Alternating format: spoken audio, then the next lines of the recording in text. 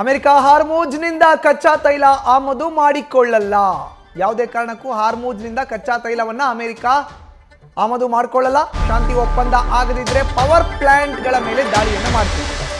ನೋಡಿ, ಈಗ ಶಾಂತಿ ಒಪ್ಪಂದದ ಮಾತುಕತೆಗೆ ಏನಾದರೂ ಇರಾನ್ ಬರಲಿಲ್ಲ ಅಂದರೆ ಇರಾನ್ನಲ್ಲಿ ಇರೋ ಅಂಥ ಪವರ್ ಪ್ಲಾಂಟ್ಗಳೆಲ್ಲ ಏನಿದೆಯಲ್ಲ ಅದ್ರ ಮೇಲೆ ದಾಳಿ ಮಾಡ್ತೀವಿ.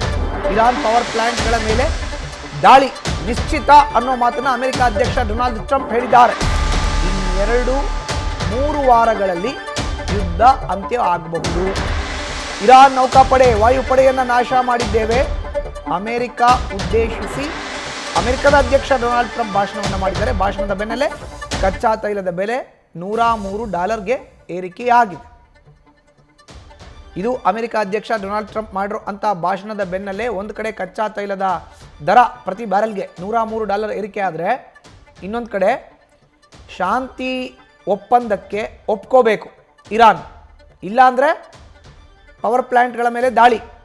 ಇನ್ನೆರಡು 3 ವಾರದಲ್ಲಿ ಯುದ್ಧ ಅಂತ್ಯ ಆಗುತ್ತೆ. ಈಗಾಗಲೇ ನೌಕಾಪಡೆ ವಾಯುಪಡೆನ ನಾವು ಕಂಪ್ಲೀಟಾಗಿ ನಾಶ ಮಾಡಿದ್ದೀವಿ ಅನ್ನೋ ಮಾತನ್ನು ಡೊನಾಲ್ಡ್ ಟ್ರಂಪ್ ಹೇಳಿದ್ದಾರೆ. ಇವತ್ತು ಅಮೆರಿಕವನ್ನು ಉದ್ದೇಶಿಸಿ ಮಾತನಾಡಿದ್ದಾರೆ ಅಮೆರಿಕ ಅಧ್ಯಕ್ಷ ಡೊನಾಲ್ಡ್ ಟ್ರಂಪ್.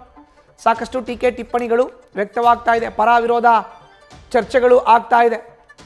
ಪರವಾಗಿ ಒಂದಷ್ಟು ಅಂಶಗಳು ಬಂದರೆ ವಿರೋಧವಾಗಿ ಒಂದಷ್ಟು ಅಂಶಗಳು ಬರ್ತಾ ಇದೆ. ಯುದ್ಧ ಬೇಕಿತ್ತಾ ಅನ್ನೋ ವಿಷಯಕ್ಕೆ, ಯುದ್ಧ ನಿಲ್ಲಿಸಬೇಕು, ಯುದ್ಧ ಮುಂದುವರಿಸಬೇಕು, ಇದರ ಬಗ್ಗೆ ಪರ ವಿರೋಧ ಎರಡೂ ಬರ್ತಾ ಇದೆ. ಇದೆಲ್ಲದರ ನಡುವೆ ಅಮೆರಿಕ ಅಧ್ಯಕ್ಷ ಡೊನಾಲ್ಡ್ ಟ್ರಂಪ್ ಇವತ್ತು ಅಮೆರಿಕ ಜನತೆಯನ್ನು ಉದ್ದೇಶಿಸಿ ಮಾತನ್ನು ಆಡಿದ್ದಾರೆ. ಆಗ ಅವ್ರು ಹೇಳಿರೋದೇನು ಅಂದರೆ, ಇರಾನ್ ಶಾಂತಿ ಒಪ್ಪಂದಕ್ಕೆ ಒಪ್ಕೋಬೇಕು, ಒಂದು ವೇಳೆ ಒಪ್ಕೊಳ್ಳಿಲ್ಲ ಅಂದರೆ ಇರಾನ್ನಲ್ಲಿ ಇರೋ ಅಂಥ ಪವರ್ ಪ್ಲ್ಯಾಂಟ್ಗಳ ಮೇಲೆ ದಾಳಿಯನ್ನು ಮಾಡ್ತೇವೆ.